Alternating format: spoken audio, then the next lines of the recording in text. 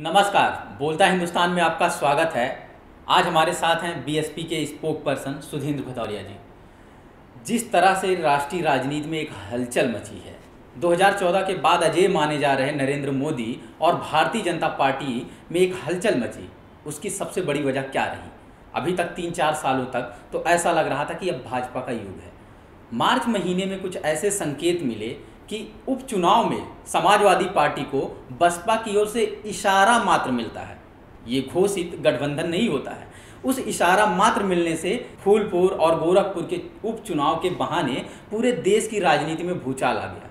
क्या सपा बसपा का साथ आ जाना इतनी बड़ी राजनीतिक घटना है? क्या मायावती के इशारे मात्र से राष्ट्रीय राजनीति बदल जाती है? सवाल पहला ये है कि अगर मायावती राजनीतिक रूप से ऐसी शख्सियत रखती हैं तो क्योंकि उनके इशारे मात्र से सपा बसपा गठबंधन साथ आने से महागठबंधन की जो अवधारणा बन रही है उसे कहा जा रहा है कि भाजपा के लिए सबसे बड़ी चुनौती होगी। तो क्या सबसे बड़ी लीडर मानने में किसी को गुरेज होगा मायावती जी को? देखिए, हमें इस पूरे सवाल को इस प्रकार के पृष्ठभूमि में देखने की आवश्यकता है। देश में चुनौती क्या है? आज देश में जो सबसे बड़ी चुनौती है, इस देश की संविधान की रक्षा करना, इस देश के लोकतंत्र की रक्षा करना, इस देश में धर्मनिरपेक्षता की रक्षा करना और फिर इन सबको एक साथ समेटते हुए देश को विकास की राह पर ले जाना। बहन मायावती जी ने 4 बार जब वो मुख्यमंत्री रहीं, उन्होंने अपने मुख्यमंत्रित्व काल के अंदर ये दिखाया। उत्तर प्रदेश, क्योंकि ये 20-22 करोड़ जनता का प्रदेश था, उन्होंने मिलीजुली सरकारें भी बनाई, अकेले की भी सरकार बनाई। उन्होंने ये दिखाया कि कभी भी उन्होंने भारत के संविधान पर आंच नहीं आने दी। उन्होंने ये भी दिखाया कि वहाँ पर लोकतंत्र की कभी आंच नहीं आने दी और धर्मनिरपेक्षता पे भी आंच नहीं आने दी। और उसको लेके जब वो चली आगे तो उनके दौर में जो विकास हुआ वो 9% जीडीपी पहुंचा। ये इस तरह का विकास न मोदी जी कर पाए, ना कोई और मुख्यमंत्री कर पाया। तो बहन मायावती जी का एक विशेष व्यक्तित्व है और उस व्यक्तित्व का कारण है कि जिस शिद्दत के साथ बहन मायावती जी ने मान्यवर काशीराम जी के साथ मिलकर जो आंदोलन बाबा साहब ने जिसकी नींव रखी थी इस देश में समता मूलक समाज की, उन सब ताकतों को इकट्ठा किया, खास तौर से उत्तर प्रदेश में, आमतौर पर पूरे देश में इकट्ठा किया। और मैं ये कहूँगा, बहन मायावती जी आज उस मुकाम पर पहुँच गई हैं जब पूरा देश उनको आशा भरी नज़रों से देख रहा है। वो इस देश में एक नई दिशा दे सकती हैं, ये ऐसा देशवासियों को उम्मीद है। हमारे इंटरव्यू की शुरुआत ही इसलिए भी राष्ट्रीय राजनीति से होती है क्योंकि आगामी लोकसभा चुनाव में सबसे बड़ी चर्चा यही चल रही है कि क्या गठबंधन बनेगा, महागठबंधन का रूप कैसा होगा और उनके नेता कैसे होंगे। निश्चित तौर पर कांग्रेस पार्टी विपक्ष की पार्टी है और राहुल गांधी का नाम सबसे आगे रहेगा, लेकिन अगर उन पर कोई सहमति नहीं बनती तो सवाल ये है कि क्या प्रधानमंत्री पद की उम्मीदवारी पर राहुल गांधी के बाद दूसरा सबसे बड़ा नाम जो आएगा वो मायावती जी का होगा और उसमें क्या कितनी बड़ी सहमति बनती दिख रही है? देखिए, हमारे लिए जो इस समय महत्वपूर्ण बात यह है, जो मैंने शुरू में कहा और मैं फिर से दोहरा देना चाहता हूँ कि इस देश की जो विचारधारा है, इस ज़रूरी विचारधारा है इस समय, वो है इस देश को बाबा साहब भीमराव अंबेडकर, महात्मा फुले, सावित्रीबाई फुले, ये जो तमाम महापुरुष थे, इन लोगों के विचार को अनुरूप देश को चलाना। इस विचार के अनुरूप अगर देश को चलाना है तो उसको केवल वही व्यक्ति चला सकता है बेहतर तरीके से जो इस विचार से लैस हो, जो इस विचार को समझता हो, जिस विचार को लेकर उसने गांव में, खेत में, खलिहानों में, मोहल्लों में काम किया हो। बहन मायावती जी इस विचार को लेकर चल रही हैं और आगे बढ़ रही हैं। अभी हाल में हमने ये देखा कि भारतीय जनता पार्टी ने एक षड्यंत्र किया कि हम पहले तो उन्होंने SC/ST जो रिजर्वेशन था और इसके साथ साथ जो दलित एट्रॉसिटीज़ पर एक्ट था, आपने ध्यान होगा कि बिहार में जब उपचुनाव हो रहे, जब विधानसभा के चुनाव हो रहे थे तो उस समय मोहन भागवत ने कहा था कि आरक्षण की नीति बदलनी चाहिए। उसी समय इन्होंने जगह जगह देश में इस तरह की बातें की। फिर हमने ये देखा कि जो दलित एट्रॉसिटीज़ जिन पर उत्पीड़न होता है, ऊना में आपने देखा कैसे नंगी पीट करके कोड़े बरसाए गए दलितों पर। आपने देखा सहारनपुर मिर्चीपुर में किस तरह से हुआ। आपने रोहित वेमुला के साथ जुल्म और अन्याय देखा। और पूरे देश में हम देखते हैं कि कैसे जब बारात निकलती है दलित की तो घोड़े से घसीट के उनको मारा पीटा जाता है। तो ये सारे जो चुनौतियां हैं, ये इसका सबसे बेस्ट मैं कहूँगा आज के परिस्थिति में बहन मायावती जी इस पूरी सामाजिक शक्ति की नेता हैं। जहाँ तक गठबंधन, महागठबंधन या और इस प्रकार के बातों का प्रश्न है, देखिए जनता के बीच में ये है कि देश में भारतीय जनता पार्टी को हराया जाए इस बार चुनाव में 2019 में। हराने के बाद जहाँ तक बहुजन समाज पार्टी है, जहाँ तक हम लोग समझते हैं हमारी लीडर और इस सामाजिक शक्ति की लीडर, उन्होंने मंडल आयोग के लिए लड़ाई लड़ी बहन मायावती जी ने। उन्होंने बाबा साहब भीमराव अंबेडकर को इस देश में भारत रत्न मिले उसके लिए मान्यवर काशीराम जी के साथ मिलकर संघर्ष किया और विश्वनाथ प्रताप सिंह जी जो प्रधानमंत्री थे। तो इन परिस्थितियों में हमें पूरा विश्वास है बहन मायावती जी की अगुवाई में देश आगे चल रहा है और निर्णायक परिणति तक जाएगा। अगर अभी हमने SC/ST एक्ट की बात उठाई, बहुत हैरान करने वाली घटनाएं 2 दिन पहले देखने को मिली। SC/ST एक्ट पर जिस तरह से विरोध हो रहा था और तथाकथित अगड़ा समाज इस बात का विरोध कर रहा था कि ये कानूनी प्रावधान क्यों है। अब उसमें इस बात की आपत्ति लोगों ने दर्ज कराई कि अगर किसी को कानूनी प्रावधान मिला है, कानून का गलत इस्तेमाल तो सभी कानून का होता है, तो उसको और बेहतर बनाने के लिए हो या फिर SC/ST एक्ट के खिलाफ उतरकर सड़कों पर हिंसा करना, नेताओं को पकड़कर मारना पीटना, ये कौन सी बात है। SC/ST एक्ट पे अभी संसद के अंदर एक बार पूरी की पूरी चर्चा क्यों नहीं हो जाती? क्योंकि भारतीय जनता पार्टी तो कहती है कि वो लोगों के लिए करेगी, बहुजन समाज के लिए काम करेगी, उनके हित में ही रहेंगे। विपक्ष बुरी तरह से साथ दे रहा है, तो जब सत्ता पक्ष साथ में है, विपक्ष साथ में है, तो एक बार पूरी तरह से अलग से एक विशेष सत्र बुला के या एक सत्र के अंदर एक विशेष दिवस बुला करके उस पर चर्चा क्यों नहीं हो सकती कि उसकी रिलीवेंस क्या है, देश को बताई जाए। देखिए, मैं पहले इसमें दलित एट्रॉसिटीज़ के एक्ट पर मैं बतला दूँ। ये जब सुप्रीम कोर्ट में मामला हियरिंग के लिए था तो इसकी ठीक से पुरजोर सरकार ने कोई कोशिश नहीं की। उन्होंने अटॉर्नी जनरल तक को भी नहीं, एक जूनियर लॉयर को पेश कर दिया। जूनियर लॉयर ने माना कि हाँ इसका मिसयूज़ होता है। तो मैं ये कहूँगा कि भारतीय जनता पार्टी खुद इस एक्ट को जिस प्रकार का एक्ट 1989 में बना था नहीं चलाना चाहती थी। और हमने ये भी देखा कि ये भारत बंद और ये जो तमाम इन लोगों ने बंद किए, कुछ लोग हमारे आज भी है जो 2 अप्रैल को हज़ारों कार्यकर्ता जेल में बंद हैं, आज भी बंद हैं। और इनमें कुछ लोग निकले, और ये लोग कौन हैं?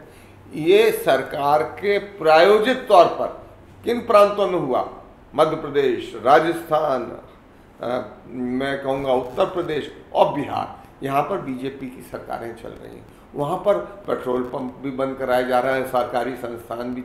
तो इससे ये पता चलता कहीं ना कहीं सरकार की इसमें मिलीभगत थी। ये मिलीभगत देश में इस तरह से फिर से बांटना चाहते हैं, क्योंकि उन्होंने जो वादे किए थे वो पूरे नहीं किए।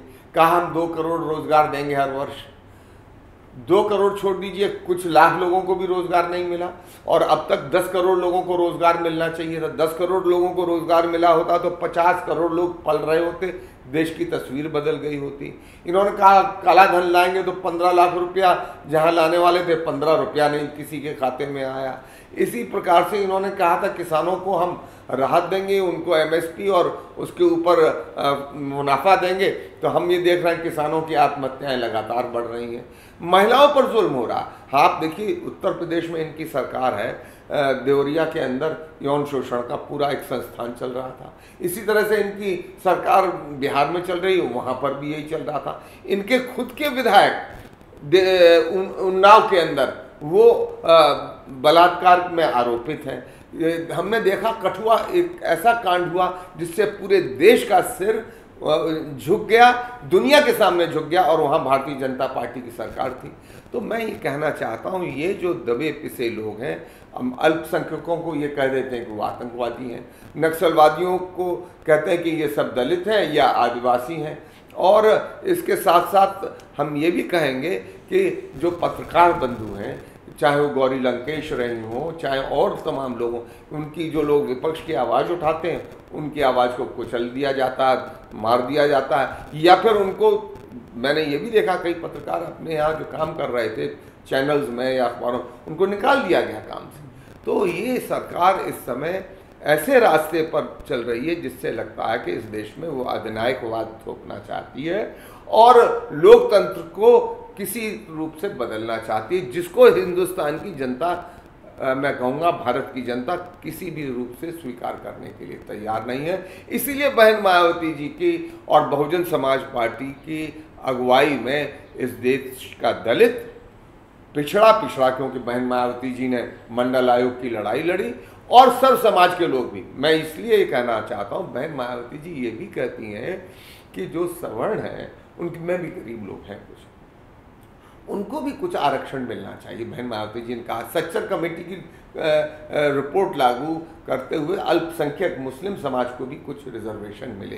क्यों नहीं हम अपने संविधान के माध्यम से कुछ इस तरह के संसद में बिल पारित करते हैं जिससे समाज के सभी तबकों को, जो गरीब लोग हैं, उनको इस देश को बनाने में कोई एक भूमिका मिले। पर भारतीय जनता पार्टी कुछ नहीं, कुछ ये पार्टी है किन लोगों की, कुछ चंद पूंजीपतियों की, कुछ मैं ये कहूँगा ये जो सामंत लोग हैं, जो ग्रामीण अंचल में जो धनबल और बाहुबल वाले लोग हैं, उनकी ये पार्टी है और इस देश पे मनुवाद को लादना चाहती है।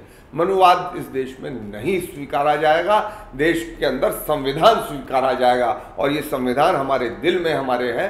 हम इसीलिए भारतीय जनता पार्टी को चाहते हैं कि इस बार हटे। एक बड़ी दिलचस्प बात आपने बताई कि मायावती जी ने सवर्ण समाज के भी जो गरीब हैं उनके लिए बात की, तो वो क्या आरक्षण, तो ये तो सोशल जस्टिस की स्टडी के हिसाब से भी अगर आर्थिक मोर्चे पर कोई भी कमज़ोर है किसी भी वर्ग का, तो उसे आर्थिक रूप से मदद दी जानी चाहिए। लेकिन आरक्षण तो सामाजिक रूप से पिछड़ेपन का, सांस्कृतिक रूप से पिछड़ेपन, सामाजिक रूप से जो बायकॉट किए गए हैं उसका, जेंडर से जो डिस्क्रिमिनेट किया गया है, कास्ट से जो डिस्क्रिमिनेट किया गया है, सबका समेकित रूप से सिस्टम में लाने की एक व्यवस्था है। तो अगर समस्या सिर्फ आर्थिक है तो कहीं ऐसा तो नहीं? नहीं, देखिए, आर्थिक सामाजिक प्रश्नों पे जो लोग गरीबी की रेखा के नीचे जी रहे हैं, मैं समझता हूँ बहन मायावती जी का एक व्यापक दृष्टिकोण है। इस व्यापक दृष्टिकोण के तहत हमें ये जो आरक्षण मिला हुआ, ये तो हमारा कोई डिस्टर्ब कर नहीं सकता। ये मंडल आयोग जो मिला है, हम इसको डिस्टर्ब नहीं होने देंगे। इसके ऊपर सच्चर कमेटी की, आखिर आपको याद होगा, इसी संसद से बनी थी ना समिति। सच्चर कमेटी ने सिफारिशें दी हैं और उस सिफारिशों पर सभी लोग चाहते हैं। तो ये हमें एक व्यापक दृष्टिकोण, और संविधान में हमने कई संशोधन भी किए हैं। हम बुनियादी संशोधन नहीं कर रहे हैं, हम इस देश की जो आर्टिकल 19 है उसमें हमारे फंडामेंटल राइट्स हैं, उसमें थोड़े संशोधन कर रहे हैं। हम चाह रहे हैं कि समाज के उन तबकों को भी आगे बढ़ने का मौका मिले जिनके घर में एक वक्त रोटी नहीं मिलती, वो किसी भी वर्ग और उसके हो सकते हैं। तो एक व्यापक दृष्टिकोण, एक बेहतर दृष्टिकोण, समाज को जिसमें वर्ण व्यवस्था पिघले और एक नया भारत बने, वो उस प्रकार का सपना बहन मायावती जी। अच्छा, एक नई बहस बहुत तेज़ी से फिर से उभर रही है, जब से जेडीयू से निकल करके शरद यादव और आरजेडी और जेडीयू का गठबंधन टूटा और इधर यूपी में सपा बसपा साथ आए, तमाम नेता इस बात को उठा रहे हैं कि जिसकी जितनी आबादी है उस हिसाब से उसको प्रतिनिधित्व दे दिया जाए जगह जगह पर, और उसी के लिए कहा जा रहा है कि जातिगत जनगणना कराई जाए। तो जातिगत जनगणना और आबादी के हिसाब से आरक्षण पर क्या स्टैंड है बहुजन समाज पार्टी? देखिए, बहुजन समाज पार्टी जहाँ तक दलितों का आरक्षण मिला हुआ है, हम चाहते हैं उसको प्रमोशंस में भी लागू किया जाए। हम मंडल आयोग को भी चाहते हैं जिस तरह से, जिस प्रकार से बना है वो ठीक से रखा जाए, और इसके अलावा जो एक व्यापक दृष्टिकोण चाहिए वो भी बहन मायावती जी ने अपने प्रेस नोट में दिया है। अभी आज की परिस्थिति में हमें सबसे बड़ी समझने की ज़रूरत ये है कि हम इस 2019 ये एक बहुत बड़ा मुकाम होगा। इस 2019 के अंदर जिस प्रकार से दलितों का, और आपने पहले देखा कि इनको ये कहते थे कि जो आदिवासी हैं इस देश के, ये एक रेड कॉरिडोर है और ये सब नक्सलवादी हैं, नक्सलाइट हैं। अब ये कह रहे हैं कि ये जो दलित एक्ट जो लोग काम कर रहे हैं या उनके अंदर जो बुद्धिजीवी काम कर रहे हैं, ये सब अर्बन नक्सल्स हैं। तो ये जो बहुत बड़ी चुनौती हम लोगों के सामने है, वो हम उसका सामना करें, और जो हमारे पॉजिटिव गेन्स हैं इस संविधान के द्वारा, दलितों के एम्पावरमेंट के, ओबीसी के एम्पावरमेंट के, महिलाओं को और अल्पसंख्यकों को और जो गरीब लोग हैं उनको समाहित करने के लिए एक व्यापक सामाजिक दृष्टिकोण बहन मायावती जी का है। वो धीरे धीरे जैसे अभियान चलेगा वो सब देशवासियों के सामने आएगा। अच्छा, ये जैसे अब कह रहे हैं कि दलितों और आदिवासियों को नक्सली बताया जा रहा है, जो अल्पसंख्यक हैं विशेषकर मुस्लिमों को आतंकवादी बताया जा रहा है, जमकर प्रोपेगेट किया जा रहा है सोशल मीडिया से लेकर के तथा कथित मुख्य धारा की मीडिया रोज शाम को लेकर के प्रचारित और प्रसारित करती है, ठीक भाजपा प्रवक्ता के लहजे में, कोई इसमें और उसमें बहुत फर्क नहीं रहता। तो जब इस तरह का प्रचार तंत्र उनका मजबूत है और इस तरह से प्रोपेगेशन चल रहा है, तो कहीं ऐसा नहीं कि बरगलाने में फिर से सफल हो जाए? क्या 2019 में इस चुनौती से पार पाने के लिए विपक्ष के पास तैयारियां हैं? देखिए, मैं एक चीज़ जानता हूँ, इस देश की जो जनता है 130 करोड़, 125 करोड़, जितना भी आप समझें संख्या के दृष्टिकोण से, वो इस देश के संविधान और लोकतंत्र से कोई समझौता करने के लिए तैयार नहीं, क्योंकि हमारा ये एक जेन्युइन फेडरल स्ट्रक्चर है। कई क्षेत्रों में हम लोग बटे हुए हैं, कई समाज के वर्गों में, समूहों में बटे हुए लोग हैं। ये तभी देश आगे बढ़ सकता है जब ये इस फेडरल स्ट्रक्चर और कॉन्स्टिट्यूशन को माने। हम ये मानते हैं कि देश के संविधान को बचाना भारत के बचाने के बराबर है, भारत की एकता को बचाने के बराबर है। पर ये लोग, जो आपने जैसा कहा कि जो मौजूदा शासक और शासन तंत्र है, वो इस देश को एक दूसरी दिशा में ले जाना चाहता है। हम अपने जो पॉजिटिव गेन्स हैं फ्रीडम और कॉन्स्टिट्यूशन के, उसको प्रिजर्व करना चाहते हैं, उसको बचाना चाहते हैं। इसी बात की लड़ाई है, इसी बात का संघर्ष है, और मैं समझता हूं कि कॉन्स्टिट्यूशन की विजय होगी, डेमोक्रेसी की विजय होगी, सेकुलरिज्म की विजय होगी, समता मूलक समाज की भी विजय होगी। कुछ ज़रूरी बातें इसलिए भी रह जा रही हैं, जैसे हमने मीडिया का सवाल किया कि जो टीवी मीडिया है, जो अखबार हैं, जिस तरह से अपने एजेंडे को लेकर के रोज़ शाम को आते हैं, दलितों आदिवासियों के खिलाफ 2 अप्रैल की उनकी कवरेज देखी जाए अगर भारत बंद की, तो ऐसे दिखा रहे थे जैसे कि पूरा देश जलाया जा रहा है दलितों द्वारा। लेकिन दूसरी तरफ अभी एक संख्या में काफ़ी कम लोग उतरे, उनको अभी अपना एक अधिकार है अपनी बातें लेकर सड़क पर उतरे भारत बंद का, लेकिन उसको बहुत संख्या बल में बहुत बढ़ा चढ़ा कर दिखाया जा रहा था। ये जो बायस है, ये एक समाज को चुनौती दे रहा है। क्या इसका अल्टरनेट सोशल मीडिया नहीं है? और अगर सोशल मीडिया इसका अल्टरनेट दिख रहा है, तो उस पर थोड़ी सी भागीदारी क्यों नहीं बढ़ सकती बहुजन समाज पार्टी की? लोग बाबा साहब के विचारों में यकीन रखते हैं। मान्यवर काशीराम, महात्मा फुले, सावित्रीबाई फुले, संत कबीरदास, पेरियार नायकर, इन लोगों के विचारों में जो यकीन रखते हैं, वो बहुत बड़ी तादाद में सोशल मीडिया के अंदर है। वो सब लोग सहयोग करते हैं, उनका हम सहयोग, हम उसका स्वागत भी करते हैं। जो बहन मायावती जी का सहयोग करे, मान लीजिए जब चुनाव होगा तो केवल बहुजन समाज पार्टी के कार्यकर्ता ही थोड़े चुनाव जिताएंगे, पूरे देश की जनता जिताएगी ना। तो उसी प्रकार सोशल मीडिया एक, मैं कहूँगा, समाज का प्रवाह है, एक नई चेतना को बनाने का प्रवाह है ये। तो उस नई चेतना का हम स्वागत करते हैं। जो भी लोग बाबा साहब के विचार को मानेंगे, जो भी लोग महात्मा फुले, सावित्रीबाई फुले, संत कबीरदास के विचार को मानेंगे, पेरियार को मानेंगे, या इस प्रकार के उन तमाम महापुरुषों के विचारों को मानेंगे, और जिस प्रकार से फिर इस विचार को आगे बढ़ाने का काम मान्यवर काशीराम और बहन मायावती जी ने किया, वो उस विचार को लेके आप स्वयं जानते हैं, लाखों लोग लगे हुए हैं, सोशल मीडिया में भी लगे हैं, अपने आप भी काम कर रहे हैं, स्वतः स्फूर्त काम कर रहे हैं, स्पॉन्टेनियस काम कर रहे हैं। तो ये काम चल रहा है और ये सारी शक्तियाँ बहन मायावती जी के साथ हैं। बहुजन समाज पार्टी का ये लोग आगे बढ़ाने का काम कर रहे हैं और अच्छी बात है। बिल्कुल, ये तो है कि लोगों का सपोर्ट लगातार दिखता रहा है। सवाल ये है, मतलब जैसे कि 2017 का जब चुनाव हुआ तो मोटे तौर पर जिन्होंने मीडिया एनालिसिस किया, सर्वे किया, उसमें बमुश्किल 5% भी कवरेज बसपा को नहीं मिला।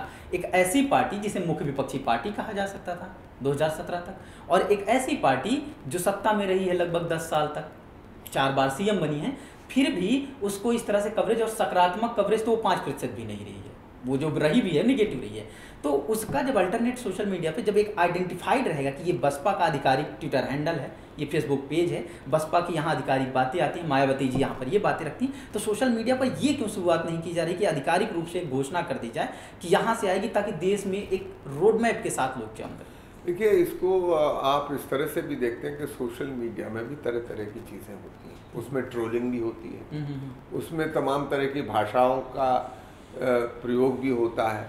तो ये एक सामाजिक आंदोलन और प्रवाह के तौर पे हम जैसे कार्यकर्ता देखते हैं, हम ज़्यादा जैसे बहुजन समाज पार्टी के सिपाही इसको उस दृष्टिकोण से देखते हैं। अभी मौजूदा 2019 की चुनौती है, ये लंबे काल तक क्या होगा, क्या नहीं होगा, कैसे होगा, कैसे आगे बढ़ेगा, वो आने वाले समय में उसके उत्तर ज़रूर निकलेंगे भी और मिलेंगे भी। आज ज़रूरत ये है कि हम इधर उधर के प्रश्नों में ना जाकर जो मूल प्रश्न है, संविधान से जुड़ा हुआ, हमारे लोकतंत्र से जुड़ा हुआ, हमारे धर्मनिरपेक्षता से जुड़ा हुआ, एक समता मूलक समाज के निर्माण से जुड़ा हुआ, उस पर हम केंद्रित रहें। और दूसरी तरफ जो साधन मिलते हैं, जो भी साधन उपलब्ध हों, बहुत सारे लोग हमारे इस देश के अंदर 40-50% लोग तो टेलीफोन उठाते भी नहीं हैं, आखिर वो भी तो आधी आबादी है इस देश की। तो उन सब लोगों को भी समेट के हमें आगे बढ़ने की आवश्यकता है।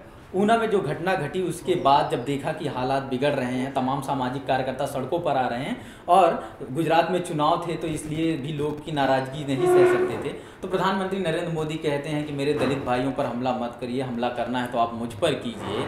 उसके बाद उस चुनाव में कहीं ना कहीं लोगों को एक तरह से उनका सपोर्ट पा लेते हैं। कहीं ऐसा ना हो कि 2019 के ठीक पहले प्रधानमंत्री नरेंद्र मोदी अपने आप को इस तरह से प्रोजेक्ट करना शुरू कर दें कि वो दलित हितों के लिए काम कर रहे हैं, 2-4 बार कैमरे के सामने रो दिए दलितों के लिए, तब क्या हो?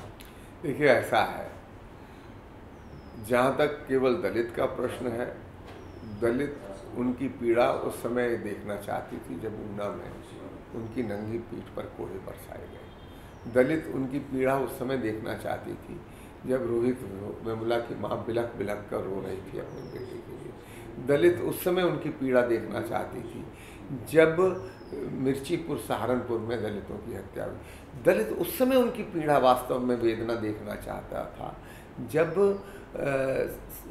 इस देश में शादी ब्याह के अवसर पर दलितों को घोड़े से घसीटी। उस समय केवल एक ही व्यक्ति दिखाई दिया पूरे भारत के सभा जिसने संसद से इस्तीफा दिया, वो थी बहन मायावती जी। ये त्याग उन्होंने दिखाया, उनके लिए उनकी कुर्सी, और वो सब लोग जानते हैं सबका साथ सबका विकास, उन्होंने खुद ही कहा ये सब जुमले थे।